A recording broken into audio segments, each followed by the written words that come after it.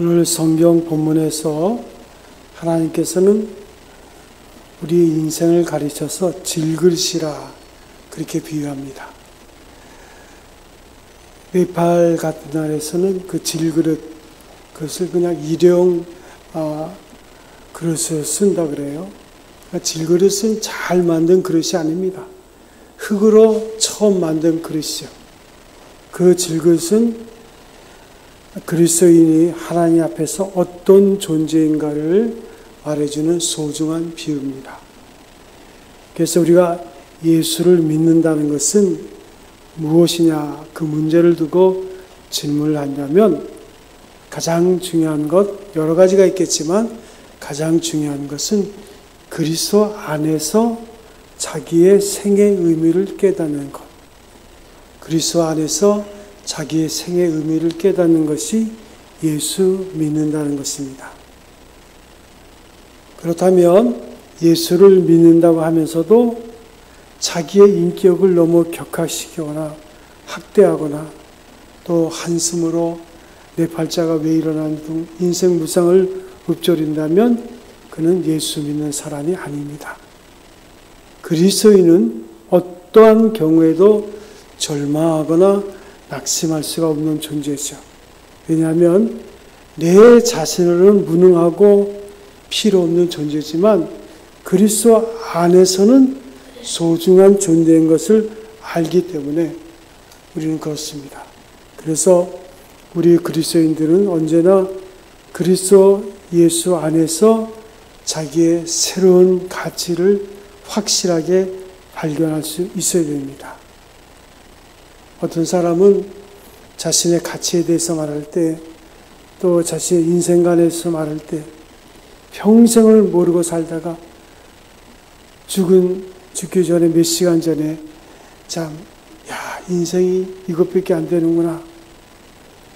그렇게 철학자가 돼가지고 많은 사람에 대해서 인생에 대해서 논하다가 자신의 인생의 죽음 앞에서는 아무것도 아니다라는 것을 고백하는 그런 분들이 있습니다. 그렇지만 어떤 분은 평생 인생을 살아도 인생이 무엇인가 그 질문에 확실한 답도 갖지 못하고 살다가 결국은 생을 마감하는 사람들이 있습니다. 우리가 일반적으로 인간에 대해서 말할 때 세 가지 범죄에 대해서 말합니다. 인간 존재를 너무 높게 평가한 나머지 인간을 신처럼 생각하는 그런 견해가 있습니다. 여기서 말하는 신은 하나님에 대한 존재 개념보다는 인간의 초인적인 상태인 것을 말하는 것입니다. 우리나라 축구 선수 가운데 김민재 선수의 몸값이 700억 원이다, 800억 원이다 하면 대단하다. 그러나 인간의 능력을 과대평가해서 초인적인 만능의 존재로도 대시 생각하지만 이것은 잘못된 생각입니다. 인간은 결코 만능의 존재가 아니에요. 뉴턴이 말한 것처럼 인간이 무엇을 안다는 지식도 결국 저 태평양 바닷물을 조개 껍질에 그 물을 담아서 모래에 붓는 정도까지 되게 될 수 없는 아직 보잘것없는 지식에 불과하다. 그래서 인간의 지식이나 능력, 심지어는 자신의 인격까지를 지나치게 과대평가하는 것은 문제입니다. 그러나 또 두 번째는 인간을 너무 격화시켜서 한갓 동물의 본능에 불과하다. 그래서 인간은 그저 자연의 한 부분으로 속된 동물로 생각해서 그냥 낳다가 죽는 그런 초라한 인간이 아니냐. 이렇게 본능적인 삶만 생각하면 그것도 아닙니다. 또 세 번째는 인간을 신과 동물과의 어떤 사이 존재로 생각해서 동물의 세계에서 신의 세계로 항상 나아가는 과정이 있다. 그래서 소위 문명인과 야만인을 구별합니다. 야만인은 동물적 본능에 충성한 인간이고 문명인은 보다 신적에 가까운 것으로 생각하고 표현하는 그런 인간관입니다. 뿐만 아니라 믿음의 사람들 가운데는 착각을 합니다. 내가 신앙생활 잘한다는 것이 내가 보다 나은 존재가 되고 믿지 않는 내가 믿지 않는 저들보다는 세속적인 저들보다는 좀 더 내가 위에 있다고. 그것도 결코 좋은 생각이 아닙니다. 그러면 과연 인간이란 무엇인가? 오늘 성경은 인간은 한낱 흙덩이에 불과하다. 인간이 무엇이냐? 너는 흙에 불과하다. 그 창세기에 하나님이 인간을 만드실 때 진흙으로 만드셨다 그랬어요. 흙으로 인간의 모양을 만드시고 그 코에 생기를 넣어줌으로 생명이 된지라. 인간은 흙으로 만들어졌습니다. 인간은 흙에 불과해요. 흙이 아니라고 우긴다 해도 아무런 소용이 없어요. 그래서 그 사람이 흙덩임을 두고 우리나라 사람과 서양 사람의 세수와 목욕이 달라요. 매우 재미있는 것을 발견할 수 있는데 서양 사람들은 세수를 해도 그냥 간단합니다. 세수를 한다는 것은 그저 얼굴에 물을 묻힐 뿐이에요. 그리고 수건도 탁탁 텁니다. 목욕을 하는 것도 봐도 그냥 가볍게 비누칠을 해서 샤워를 하고 이제 피부가 약해서 거친 털로 문지르거나 하면 피부에 상처가 나기 때문에 가볍게 씻는 거예요. 그게 우리가 늘 영화 장면에서 보는 그런 장면 아닙니까? 그게 사실 그대로입니다. 그런데 우리의 습관은 좀 틀리죠. 물을 얼마나 많이 쓰는 거는 말도 할 수 없고 목욕탕에 가면 우리나라에는 유일하게 때밀이가 있습니다. 그래서 일주일 동안 묶었던 때를 미는 거예요. 1시간 동안 때밀이가 미는데 얼마나 땀을 뻘뻘 흘리면서 때를 미는지. 그러면 거기서 때가 나오잖아요. 그런데 가만히 보면 이 때를 민다는 것은 그냥 가죽을 벗기는 거예요. 매일 그렇게 밀다가 저도 그 때밀이를 잘못 만나가지고 너무 심하게 밀어가지고 아주 그냥 몇 개월 동안 고생을 했습니다. 피부과 의사들은 때밀이를 사용하지 말라 그래요. 실은 때와 살은 사촌간이거든요. 그래서 그 때를 밀어내기라도 하면 좀 예쁜 것이 나올 줄 알고 하지만 점점점 피부가 거칠어지는 거예요. 여러분, 우리의 몸은 흙입니다. 그래서 때란 이미 우리 몸에서 떨어져 나가는 흙덩이에 불과한 거예요. 오랫동안 씻지 못해서 몸에 때가 끼면 말이죠. 그 색깔도 냄새도 흙과 비슷하게 되는 것을 볼 수 있습니다. 우리의 몸이 흙이라는 것. 이것을 우리가 분명히 받아들일 수 있는 그 겸손함이 우리에게 있어야 돼요. 그래서 결국 생을 마감한다는 것은 무엇인가? 흙으로 지음받았기 때문에 흙으로 돌려보는 거예요. 그래서 서양의 장례식을 보면 목사님들이 제일 처음에 하는 성경 구절이 전도서에 있는 말씀을 인용해서 사람이 흙으로 지음받았길래 흙으로 돌아갑니다. 그 성경 구절을 읽고 그 다음에 이제 장례식을 진행합니다. 그래서 늘 우리는 때가 되면 언젠가 돌아갑니다. 이 몸은 흙으로 지음받았기 때문에 흙으로 돌아가는 거예요. 그래서 우리는 질그릇입니다. 하나님께서 흙으로 사람을 만든 다음에 그 이름을 아담, 이 아담이란 말을 히브리어로 아담아 그러면 흙이라는 뜻입니다. 흙은 흙인데 특별히 베드로전서 3장 7절에 보면 여자를 가리켜서는 보다 약한 질그릇이라 그랬어요. 그러니까 질그릇 중에서도 좀 더 약한 질그릇이 여자입니다. 몸도 정신도 약한 존재임을 뜻해서 약하고 천한 존재인 것을 말씀하고 있어요. 그런데 문제는 오늘 이 질그릇인 우리의 인생에 보배가 담겨져 있다는 거예요. 그래서 그 질그릇의 가치는 그 그릇에 무엇을 담느냐, 거기에 가치가 있는 거예요. 그 내용물에 가치가 있습니다. 옛날 고대 사회에서는 은행 제도가 없었기 때문에 질그릇에 이제 보화를 담아가지고 그것이 금고 역할을 해서 땅에 묻어둡니다. 그러다 묻었다가 주인이 죽어버리게 되면 임자 없는 보화가 돼서 어떤 사람이 땅을 갈다가 때로는 발견하기도 하죠. 예수께서 말씀하신 것처럼 팥에 감추인 보배는 바로 이런 비유를 말씀하고 있습니다. 자, 우리가 생각해 보세요. 여기 질그릇이 있습니다. 이 질그릇은 값이 나가는 게 아니에요. 그런데 그 속에 보화가 담겨져 있어요. 그러면 그 보화 때문에 굉장한 값어치를 갖게 되는 거예요. 값은 보화가 만들고 거기서 평가가 되는 거예요.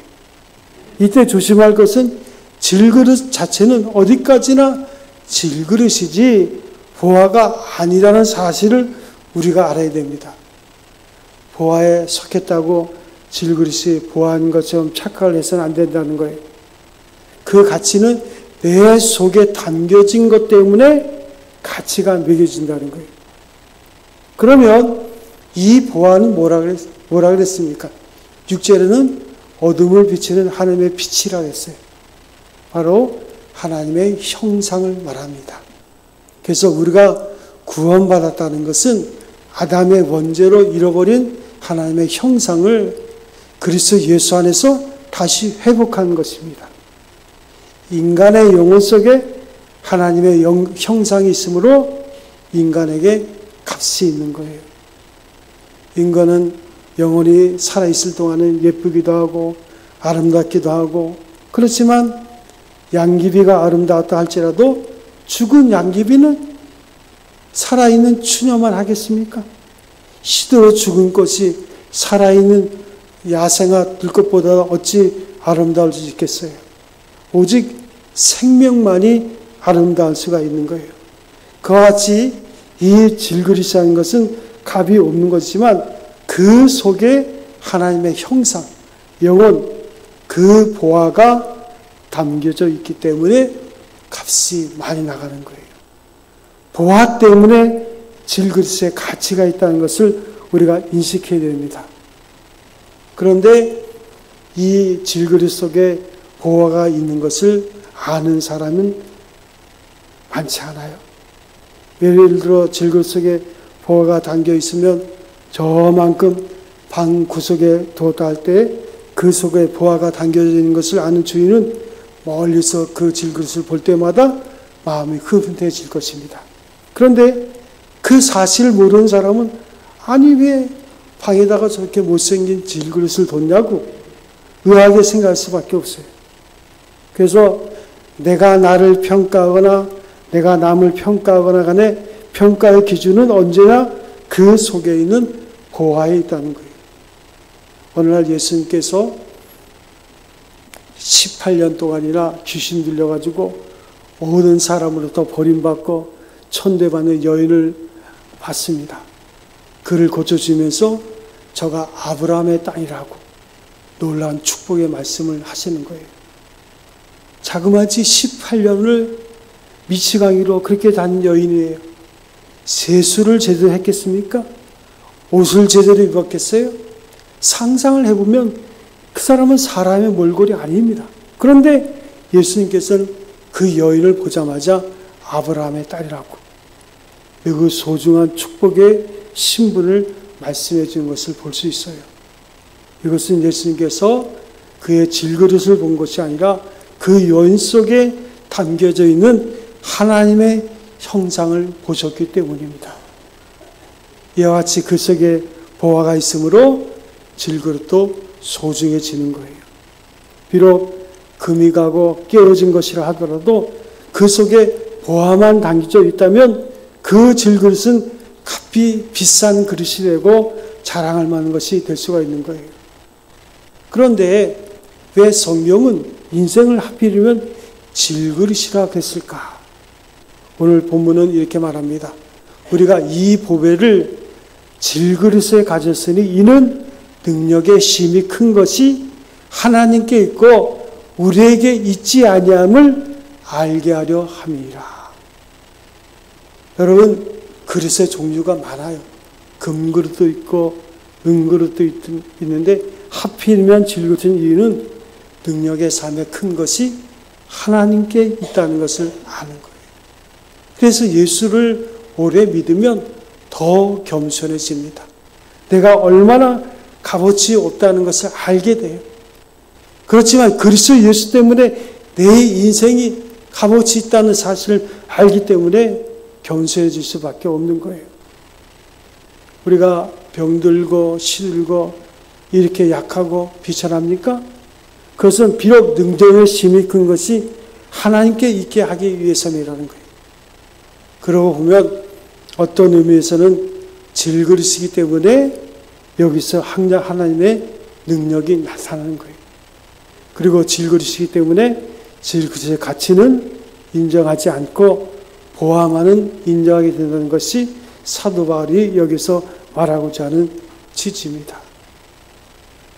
그래서 우리가 멸시를 당해도 조금도 낙심하지 않는다 그랬어요. 왜 그렇습니까? 본래 우리는 질그릇이에요. 우리 자체로는 누구한테 평가받을 만한 가치가 없는 존재입니다. 내가 만난 부모, 또 내가 살아온 인생, 대단한 것 같지만 아무것도 아니거든요. 그렇지만 그 속에 보화가 담겨져 있다면 질그릇을 보고 시비를 하고 흉을 본들 무엇이 문제입니까? 옛날에 정주영 회장이 그 골프 얘기가 있는데 그때 정 회장의 골프 장갑은 항상 낡은 것이었고 절대로 새 것을 끼지 않았다 그래요. 옷도 누군가 선물해가지고 불편하다면 예전에 있던 옷만 항상 입었다 그러는데 골프채도 국산 것으로 낡아 보기에 흉한 것을 가지고 다녔다는데 한때 그가 우리나라 최고의 회장들과 골프를 쳤습니다. 삼성 이건희 회장 비롯해서 그들과 함께 골프를 쳤는데 그때 재벌들은 아주 좋은 골프웨어를 입고 왔는데 그 현대 정주영 회장만큼은 늘 평상시 입던 바지를 입고 온 거예요. 그래서 화제가 된 적이 있습니다.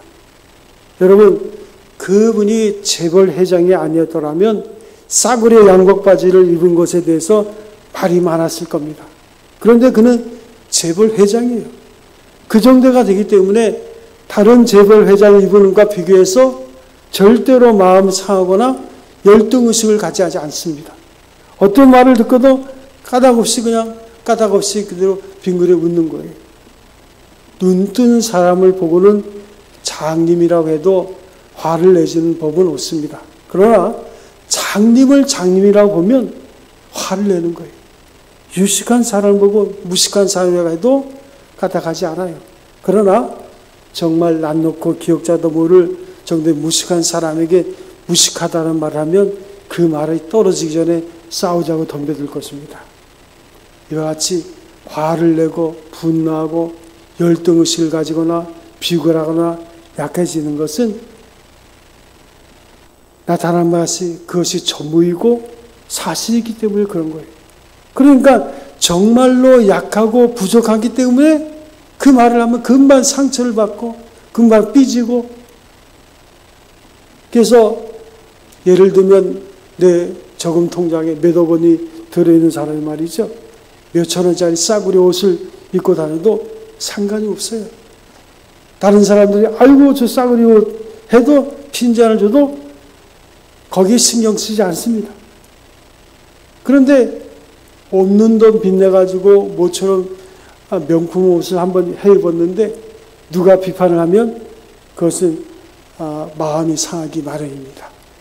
그러므로 언제나 시원찮은 사람이 외적인 문제에 신경을 쓰는 거예요.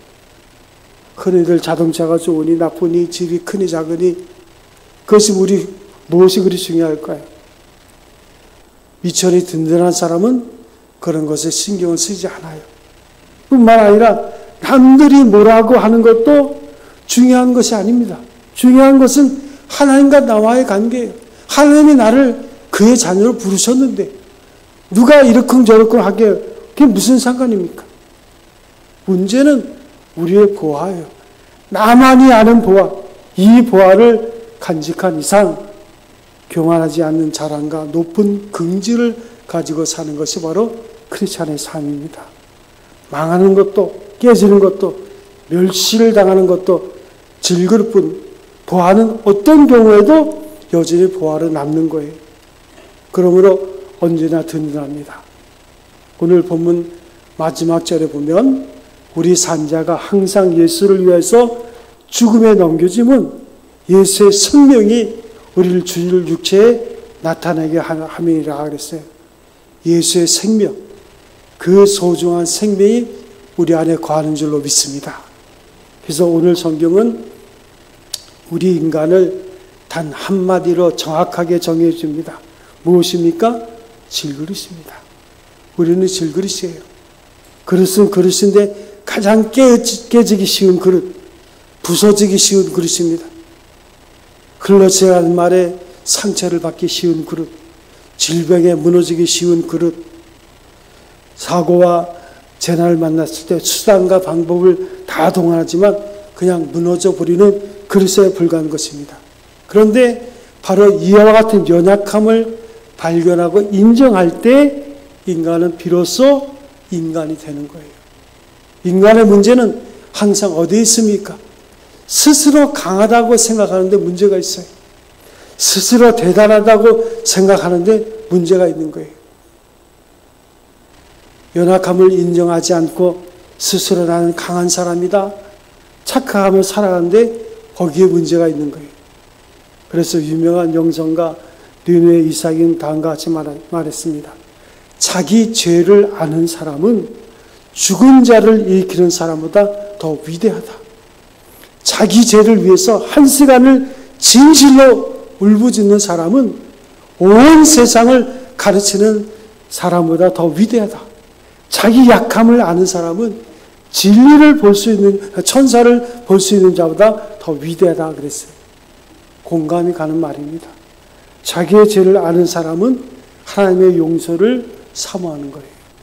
자신의 한계를 아는 사람은 하나님의 은혜를 사모합니다. 자신의 약함을 아는 사람은 하나님의 강함을 사모합니다. 자신의 어리석음을 아는 사람은 하나님의 지혜를 구하게 되는 겸손이 있는 거예요. 하나님 앞에 위대하게 쓰임을 받은 사람의 공통점이 뭡니까? 그들은 자신의 약함을 발견했을 때 하나님 앞에 위대한 일꾼으로 부르심을 받았다는 거예요. 오늘 사도 바울을 보세요. 자기를 질그릇으로 깨달았을 때 위대한 사도가 됐습니다. 모세는 하나님 앞에 나는 아무것도 할 수 없다고 발견했을 때 이스라엘을 인도하는 지도자가 됐습니다. 선지자 이사야는 하나님 앞에 자기를 볼 때 화로다 나는 망하게 되었도다 깨달았을 때 소명을 받고 그 시대에 쓰임받는 선지자가 됐습니다. 다윗은 나는 벌레요 백성의 조롱거리요 자신을 깨달았을 때 하나님은 그를 위대한 성건 다윗으로 축복해 주십니다. 야복강가의 야곱은 자신을 야곱으로 깨달았을 때 이슬로 바뀌는 축복을 받았어요. 베드로는 주님 나는 죄인입니다라고 자신의 죄인됨을 깨달았을 때 하나님이 그를 통해서 사람을 낚는 영적인 어부로 사용한 것을 봅니다. 사랑하는 성도 여러분, 우리는 질그릇입니다.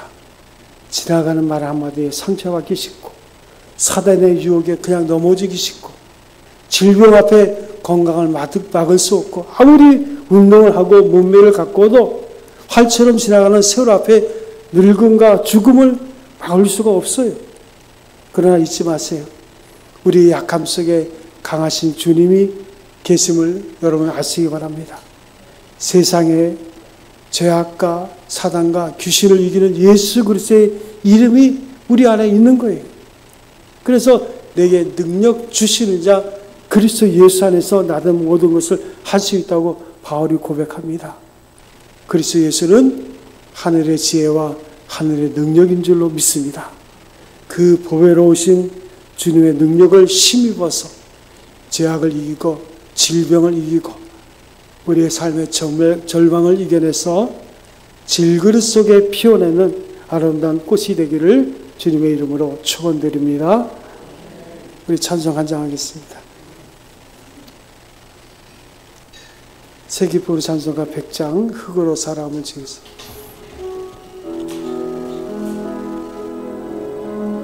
가사를 잘 생각하면서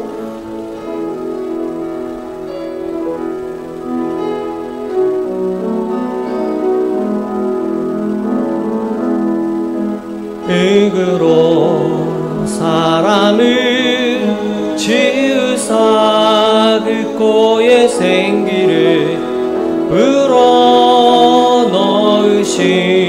주 하나님, 우리 위해 아들을 세상에 보내신 사랑의 주 하나님을 사랑해